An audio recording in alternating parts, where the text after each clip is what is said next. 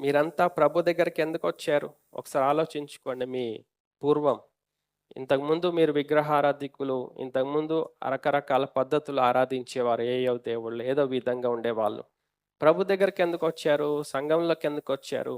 యేసయ్యని ఎందుకు నమ్ముకున్నారు? ఒకసారి ఆలోచించండి. ఎందుకు నమ్ముకున్నారు? మీకు కలిగిన శ్రమను బట్టి, మీకు కలిగిన దుర్నీతి బంధకమును బట్టి, మీకు కలిగిన సాతాను శక్తులు, దెయ్యపు శక్తుల బంధకాలను బట్టి, మీకు కలిగిన అనారోగ్య పరిస్థితులను బట్టి, అనేక విధమైన శ్రమలలో, అనేక విధమైన కష్టాలలో గుండా ఉన్నప్పుడు మీరు ప్రభు దగ్గరకు వచ్చారు. మీరు ప్రభు దగ్గరికి వచ్చినప్పుడు విడుదల కలిగింది. దెయ్యాలు పోయినాయి, రోగాలు పోయినాయి, అనారోగ్యాలు పోయినాయి, స్వస్థత వచ్చింది, కష్టాలు పోయినాయి, నెమ్మది వచ్చింది, విడుదల కలిగింది. ప్రభు దగ్గరకు వచ్చారు. ఇప్పుడు మనం ఏం చేయాలంటే ప్రభు దారిలోకి రావాలి. మనకెన్ని శ్రమలన్నా రాని, శ్రమలు కలిగినప్పుడు ప్రభువా ప్రభువా ప్రభువా మొరపెట్టి శ్రమలు తీరగానే మళ్ళీ మన దారులనే, మన దారిని మాత్రం వదిలిపెట్టాం. ప్రభు అంటున్నాడు, మీ దారిని వదిలిపెట్టండి, మీ దారిని వదిలిపెట్టండి, మీరు వెళ్ళే దారి నుంచి మరలండి, నా వైపు మరలండి, మీరు టర్న్ టువర్డ్స్ మీ, మీరు వెళ్ళే దారి ఆపండి, నా దారిలోకి రండి అని ప్రభు యొక్క వేదన, ఆయన పిలుపు. నా దారిని వదిలిపెట్టి దేవుని దారిలోకి వచ్చిన, నేను దేవుని దారిలోకి వచ్చాను, దేవుని మార్గంలోకి వచ్చాను, దేవునికి అప్పగించుకున్నాను, దేవునికి సరెండర్ అయ్యాను, దేవునికి లోబడ్డాను, ఆయన చెప్పినట్టు జీవించడం ప్రారంభించాను. కాబట్టి శ్రమ కలిగి ఉండుట నాకు మేలైంది. శ్రమ కలుగక మునుపు నేను త్రోవ విడిచి తిరిగి తిని నా దారిలో నేనున్నా, నా ఇష్టానుసారంగా నేనున్నా. కానీ శ్రమ కలిగినప్పుడు దేవుని ఇష్టంలోనికి వచ్చిన, దేవుని దారిలోకి వచ్చిన. కాబట్టి ఇది నాకు మేలు.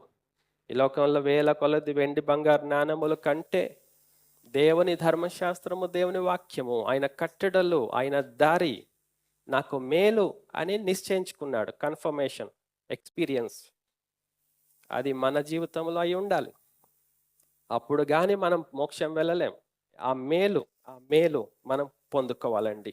అది నాకు మేలు అంటున్నాడు కీర్తనకారుడు. మనం ఏం చేస్తామంటే ఈ లోకంలో ఉన్న ప్రజలంతా, భక్తులంతా ఏం చేస్తున్నారంటే ప్రభు దగ్గరకు వచ్చే నెమ్మదైంది, స్వస్థత అయింది, విడుదలైంది, అంత అయింది. ఇక వాళ్ళ దారిలో వాళ్ళే, ప్రభు అని నీ దారిలో వెళ్తున్నా, నువ్వు నాతోని రా.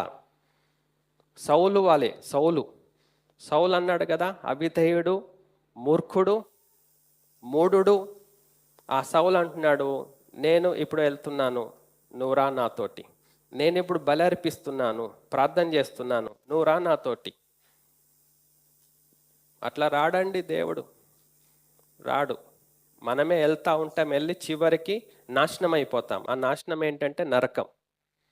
మనం ప్రభు దారిలోకి రావాలి. ఆయనే మనకు జీవము, సత్యము, మార్గం, ఇంకా ఏదీ లేదు. దానికి శ్రమ మనకు మేలు. శ్రమ రాకపోతే మనం దేవుని వైపు ఎందుకు చూస్తాం?